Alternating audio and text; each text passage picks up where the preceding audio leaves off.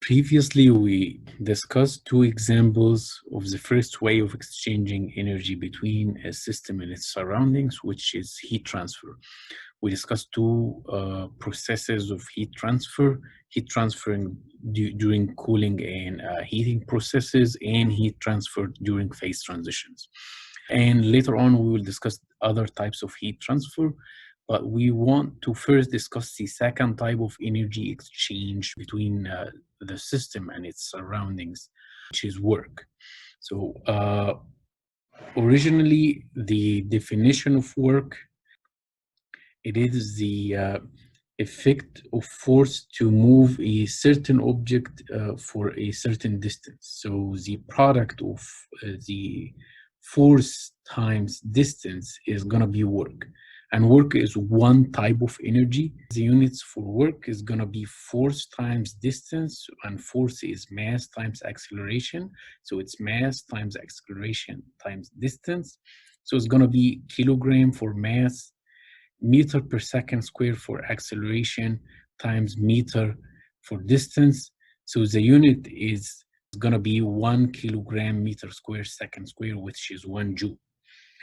In the context of chemical reactions, the expansion or compression of your system, your reaction, or your sample is another type of work that is called pressure volume work. If you analyze the product of pressure times volume, units for pressure is force times divided by distance square, and volume is distance cube.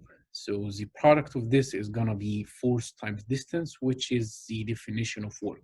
So the product of pressure times volume, which is a measure for the expansion or the compression of a certain system, is a second type of work. The work is actually negative of the product, just to indicate the fact that when you expand your system, this is going to be a positive change in the volume, meaning the volume of the system will increase.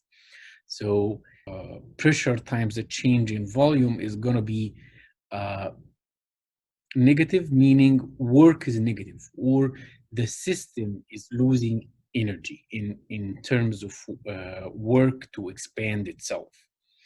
On the other hand, if the system gets compressed, the change in volume or delta V is going to be negative, which is going to make the product of pressure times the change in volume is going to be positive, which means the work of the system is positive, meaning that the system is actually gaining energy.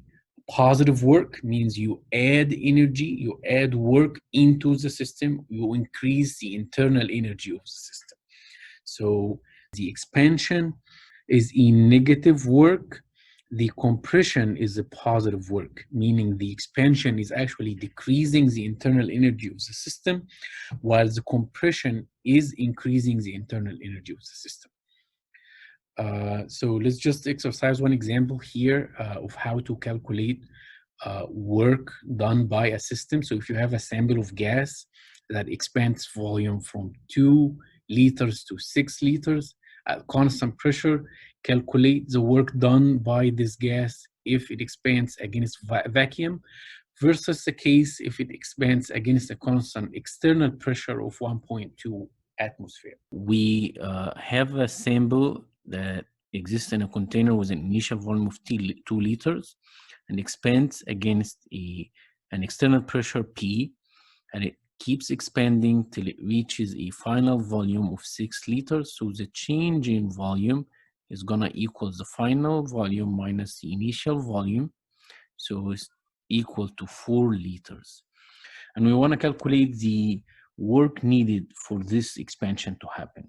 In the first case, if it expands against vacuum, that means that the external pressure equals 0. So work equals negative external pressure times the change in volume.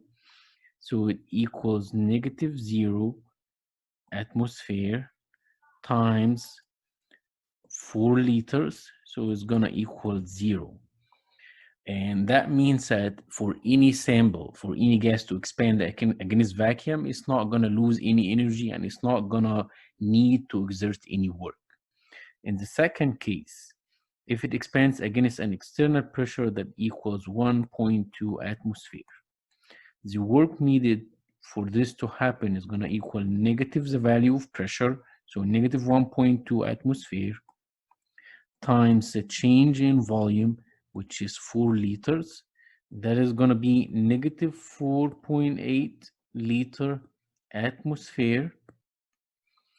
And if we want to express it in joules, we'll multiply this times the conversion factor between liter, atmosphere, and joule, which is 101.325.